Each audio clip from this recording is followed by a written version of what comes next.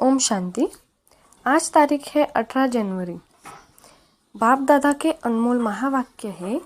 पिताश्री जी के पुण्य स्मृति दिवस पर प्राप्त क्लास में सुनने के लिए बाबा कहते हैं, मीठे बच्चे, ज्ञान रत्नों से झोली भरकर दान भी करना है।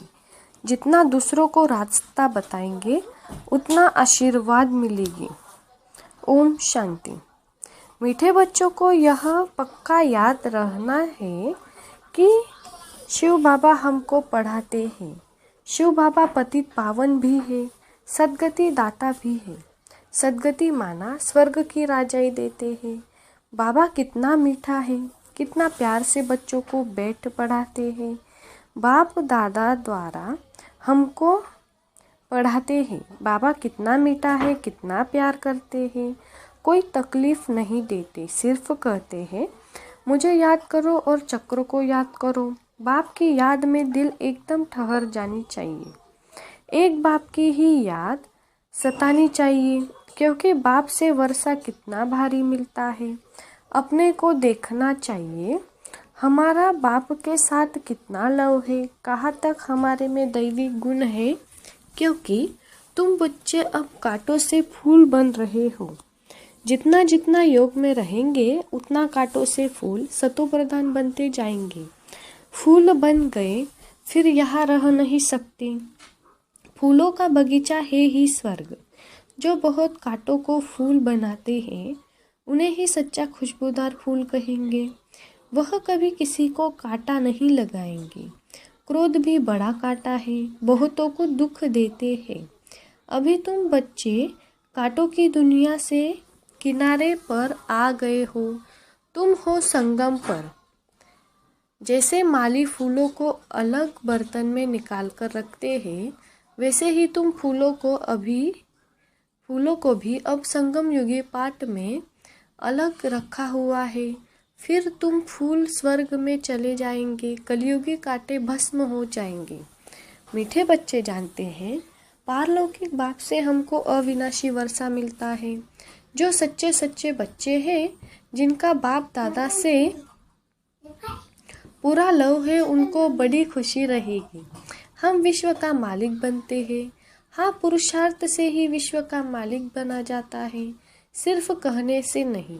जो अनन्य बच्चे हैं उन्हों को सदैव यह याद रहेगा कि हम अपने लिए फिर से वही सूर्यवंशी चंद्रवंशी राजधानी स्थापन कर रहे हैं।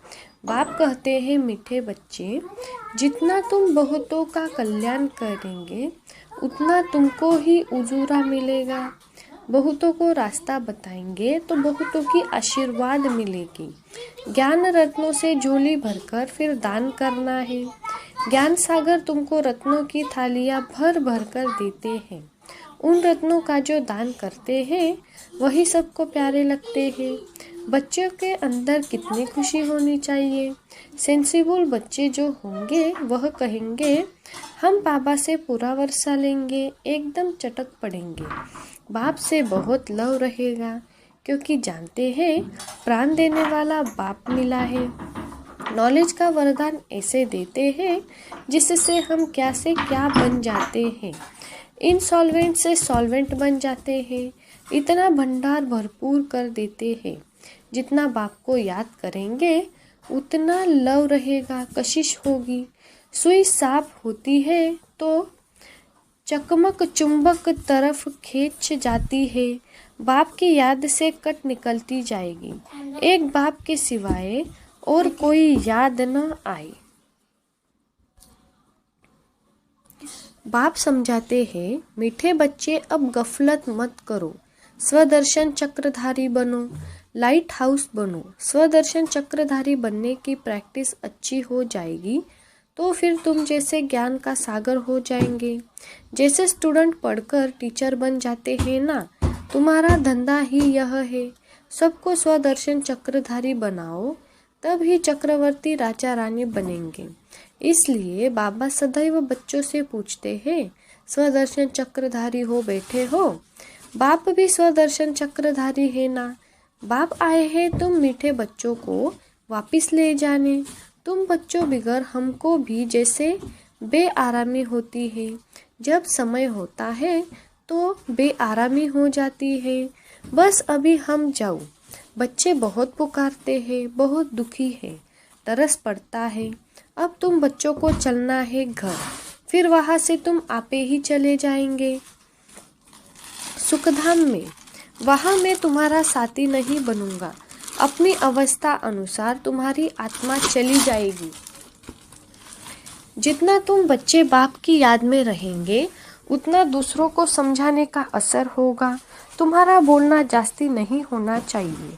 आत्म अभिमानी हो, थोड़ा भी समझाएंगे तो तीर लगेगा। बाप कहते हैं, बच्चे बीती सो बीती, अब पहले अपने को सुधारो। खुद याद करेंगे नहीं, दूसरों को कहते रहेंगे, यह ठगी चल न सके। अंदर दिल जरूर खाती होगी। बाप के साथ पूरा लव नहीं है तो श्रीमत पर चलते नहीं है। बेहद के बाप जैसी शिक्षा तो कोई और दे न सके। बाप कहते हैं, मीठे बच्चे, इस पुरानी दुनिया को अब भूल जाओ। पिछाड़ी में तो यह सब भूल ही जाना है। बुद्धि लग जाती है अपने शांतिधाम और सुखधाम में। बाप को याद करते करते बाप के पास चले जाना है। पतित आत्मा तो जा न सके, वह है ही पावन आत्माओं का घर। यह शरीर 5 तत्वों से बना हुआ है, तो 5 तत्व यहाँ रहने लिए खींचते हैं, क्योंकि आत्मा ने यह जैसी प्रॉपर्टी ली हुई है, इसलिए शरीर में ममत्व हो गया है। अब इनसे ममत्व निकाल जाना है अपने घर। वहाँ तो यह 5 तत्व है नहीं। सतयुग में भी शरीर योग बल से बनता है। सतो प्रधान प्रवृत्ति होती है, इसलिए खींचती नहीं, दुख नहीं होता। यह बड़ी महीन बातें हैं समझने की। यह 5 तत्वों का बल आत्मा को खींचता है, इसलिए शरीर छोड़ने की दिल नहीं होती है। नहीं तो इसमें और ही खुश होना चाहिए। पावन बन शरीर ऐसे छोड़ेंगे जैसे मक्खन से बाल। तो शरीर से, सब चीजों से ममत्व एकदम मिटा देना है। इसमें हमारा कोई कनेक्शन नहीं। बस हम जाते हैं बाबा के पास। इस दुनिया से अपना बैगेज तैयार कर पहले से ही भेज दिया है। साथ में तो चल न सके, बाकी आत्माओं को जाना है। शरीर को भी यहाँ छोड़ देना है। बाबा ने नए शरीर का साक्षात्कार करा दिया है। हीरे जवाहरों के महल मिल जाएंगे। ऐसे सुखधाम में जाने लिए कितनी मेहनत करनी चाहिए, थकना नहीं चाहिए। दिन रात बहुत कमाई करनी है। इसलिए बाबा कहते हैं, नींद को जीतने वाले बच्चे मामेकम याद करो और विचार सागर मंथन करो। ड्रामा के राज को बुद्धि में रखने से बुद्धि एकदम शीतल हो जाती है। जो महारथी बच्चे होंगे वह कब हिलेंगे नहीं। शिव बाबा को याद करेंगे तो वह संभाल भी करेंगे। बाप तुम बच्चों को दुख से छुड़ाकर शांति का दान देते हैं। तुमको भी शांति का दान देना है। तुम्हारी यह बेहद की शांति अर्थात योग बल दूसरों को भी एकदम शांत कर देंगे। तुम बाप की याद में रहकर फिर देखो यह आत्मा हमारे कुल की है या नहीं। अगर होगी तो एकदम शांत हो जाएगी। जो इस कुल के होंगे उन्हों को ही इन बातों से रस बैठेगा। बच्चे याद करते हैं तो बाप भी प्यार करते हैं। आत्मा को प्यार किया जाता है, यह भी जानते हैं। जिन्होंने बहुत भक्ति की है वह ही जास्ती पढ़ेंगे। उनके चेहरे से मालूम पड़ता जाएगा कि बाप में कितना लव है। आत्मा बाप को देखती है। बाप हम आत्माओं को पढ़ा रहे हैं। बाप भी समझते हैं हम इतनी छोटी बिंदी आत्मा को पढ़ाता हूँ। आगे चल तुम्हारी यह अवस्था हो जाएगी। समझेंगे हम भाई भाई को पढ़ाते हैं। शक्ल बहन की होते भी दृष्टि आत्मा तरफ जाए, शरीर पर दृष्टि बिल्कुल न जाए। इसमें बड़ी मेहनत है। यह बड़ी महीन बातें हैं, बड़ी उच्च पढ़ाई है। वजन करो तो इस पढ़ाई का तरफ बहुत भारी हो जाएगा। अच्छा, मीठे मीठे सिकलदे बच्चों प्रति माता पिता बाप दादा का याद प्यार और गुड मॉर्निंग। रूहानी बाप की रूहानी बच्चों को नमस्ते। हम रूहानी बच्चों की रूहानी माता पिता बाप दादा को याद प्यार गुड मॉर्निंग, नमस्ते, शुक्रिया बाबा, शुक्रिया, ओम शांति। अव्यक्त महावाक्य है, महावीर बच्चों के संगठन की विशेषता एक रस एक टिक स्थिति। तारीख है 9/12/75। महावीर अर्थात विशेष आत्मा। ऐसे महावीर विशेष आत्माओं के संगठन की विशेषता वर्तमान समय यही होनी चाहिए जो एक ही समय सबकी एक रस एकटिक स्थिति हो, अर्थात जितना समय जिस स्थिति में ठहरना चाहे उतना समय उस स्थिति में संगठित रूप में स्थित हो जाए। संगठित रूप में सबके संकल्प रूपी अंगुली एक हो। जब तक संगठन की यह प्रैक्टिस नहीं है तब तक सिद्धि नहीं होगी। संगठन में अभी ऑर्डर हो कि 5 मिनट के लिए व्यर्थ संकल्प बिल्कुल समाप्त कर बीज रूप पावरफुल स्थिति में एक रस स्थित हो जाओ, तो ऐसा अभ्यास है। ऐसे नहीं कोई मनन करने की स्थिति में हो, कोई रूह रिहान कर रहा हो और कोई अव्यक्त स्थिति में है। ऑर्डर है बीज रूप स्थिति होने का और कर रहे हैं रूह रिहान, तो ऑर्डर नहीं माना ना। यह अभ्यास तब होगा जब पहले व्यर्थ संकल्पों की समाप्ति करेंगे। हलचल होती ही नहीं व्यर्थ संकल्पों की है। इन व्यर्थ संकल्पों की समाप्ति के लिए अपने संगठन को शक्तिशाली व एकमत बनाने के लिए कौन सी शक्ति चाहिए? इसके लिए एक तो विश्वास, दूसरा समाने की शक्ति चाहिए। संगठन को जोड़ने का धागा है फेथ। किसी ने जो कुछ किया, मानो रॉन्ग भी किया, लेकिन संगठन प्रमाण व अपने संस्कारों प्रमाण व समय प्रमाण उसने जो किया उसका भी जरूर कोई भाव अर्थ होगा। संगठित रूप में जहाँ सर्विस है वहाँ उनके संस्कार भी रहमदिल की दृष्टि से देखते हुए संस्कारों को सामने न रख, इसमें भी कोई कल्याण होगा। इसको साथ मिलाकर चलने में ही कल्याण है। ऐसा फेथ जब संगठन में एक दूसरे के प्रति हो तब ही सफलता हो सकती है। पहले से ही संकल्प नहीं चलाने चाहिए। जैसे कोई अपनी गलती को महसूस भी करते हैं लेकिन उसको कभी फैलाएंगे नहीं बल्कि उसे समाएंगे। दूसरा उसको फैलाएगा तो भी बुरा लगेगा।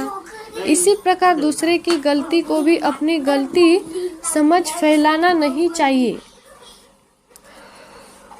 व्यर्थ संकल्प नहीं चलाने चाहिए बल्कि उन्हें भी समा देना चाहिए। इतना एक दो में फेद हो। स्नेह की शक्ति से ठीक कर देना चाहिए। जैसे लौकिक रीति भी घर की बात बाहर नहीं करते हैं, नहीं तो इससे घर को ही नुकसान होता है। तो संगठन में साथी ने जो कुछ किया उसमें जरूर रहस्य होगा। यदि उसने रंग भी किया हो तो भी उसको परिवर्तन कर देना चाहिए। यह दोनों प्रकार की फेद रखकर एक दूसरे के संकल्प में चलने से संगठन की सफलता हो सकती है। इसमें समाने की शक्ति ज़्यादा चाहिए। व्यर्थ संकल्पों को समाना है। बीते हुए संस्कारों को कभी भी वर्तमान समय से टैली नहीं करो, अर्थात पास्ट को प्रेजेंट नहीं करो। जब पास्ट को प्रेजेंट में मिलाते हो तब ही संकल्पों की क्यू लंबी हो जाती है और जब तक यह व्यर्थ संकल्पों की क्यू है तब तक संगठित रूप में एकरस स्थिति हो नहीं सकती। दूसरों की गलती सो अपनी गलती समझना, यह है संगठन को मजबूत करना। यह सब होगा एक दूसरे में फेद होगा। परिवर्तन करने का फेद या कल्याण करने का फेद, इसमें समाने की शक्ति जरूर चाहिए। देखा और सुना उसको बिल्कुल समा कर वही आत्मिक दृष्टि और कल्याण की भावना रहे। जब अज्ञानियों के लिए कहते हो अपकारियों पर उपकार करना है तो संगठन में भी एक दूसरे के प्रति रहम की भावना रहे। अभी रहम की भावना कम रहती है क्योंकि आत्मिक स्थिति का अभ्यास कम है। ऐसा पावरफुल संगठन होने से ही सिद्धि होगी। अभी आप सिद्धि का आह्वान करते हो, लेकिन फिर आपके आगे सिद्धि स्वयं झुकेगी। जैसे सतयुग में प्रकृति दासी बन जाती है, वैसे सिद्धि आपके सामने स्वयं झुकेगी। सिद्धि आप लोगों को आह्वान करेगी। जब श्रेष्ठ नॉलेज है, स्टेज भी पावरफुल है, तो सिद्धि क्या बड़ी बात है। सदाकाल एकरस स्थिति में रहने वालों को सिद्धि प्राप्त न हो, यह हो नहीं सकता। लेकिन इसके लिए संगठन की शक्ति चाहिए। एक ने कुछ बोला, दूसरे ने स्वीकार किया। सामना करने की शक्ति ब्राह्मण परिवार के आगे यूज नहीं करनी है, वो माया के आगे यूज करनी है। परिवार से सामना करने की शक्ति यूज करने से संगठन पावरफुल नहीं होता। कोई भी बात नहीं जचती तो भी एक दूसरे का सत्कार करना चाहिए। उस समय किसी के संकल्प व बोल को कट नहीं करना चाहिए। इसलिए अब समाने की शक्ति को धारण करो। संगठित रूप में आप ब्राह्मण बच्चों की आपस के संपर्क की भाषा भी अव्यक्त भाव की होनी चाहिए। जैसे फरिश्ते अथवा आत्माएं आत्माओं से बोल रही है। किसी की सुनी हुई गलती को संकल्प में भी स्वीकार न करना और न कराना ही चाहिए। ऐसी जब स्थिति हो, तब ही बाप की जो शुभ कामनाएं हैं संगठन की, वह प्रैक्टिकल में होगी। इसके लिए विशेष पुरुषार्थ अथवा विशेष अनुभवों की आपस में लेन देन करो। संगठित रूप में विशेष योग के प्रोग्राम चलते रहे तो विशेष ज्वाला को भी पंखा लगेगा। योग अग्नि से विनाश की अग्नि जलेगी। अच्छा, ओम शांति। आज का वरदान है, व्यक्त में रहते अव्यक्त फरिश्ते रूप का साक्षात्कार कराने वाले सफेद वस्त्रधारी और सफेद लाइटधारी भव। व्यक्त में रहते अव्यक्त फरिश्ते रूप का साक्षात्कार कराने वाले सफेद वस्त्रधारी और सफेद लाइटधारी भव। जैसे अभी चारों ओर यह आवाज फैल रहा है कि यह सफेद वस्त्रधारी कौन है और कहाँ से आए हैं, ऐसे अब चारों ओर फरिश्ते रूप का साक्षात्कार कराओ। इसको कहा जाता है डबल सेवा का रूप। जैसे बादल चारों ओर छा जाते हैं, ऐसे चारों ओर फरिश्ते रूप से प्रकट हो जाओ। जहाँ भी देखो तो फरिश्ते ही नजर आए। लेकिन यह तब होगा जब शरीर से डिटैच होकर अंतवाहक शरीर से चक्र लगाने के अभ्यासी होंगे। मनसा पावरफुल होगी। स्लोगन: सर्व गुणों व सर्व शक्तियों के अधिकारी बनने के लिए आज्ञाकारी बनो। अव्यक्त इशारे हैं।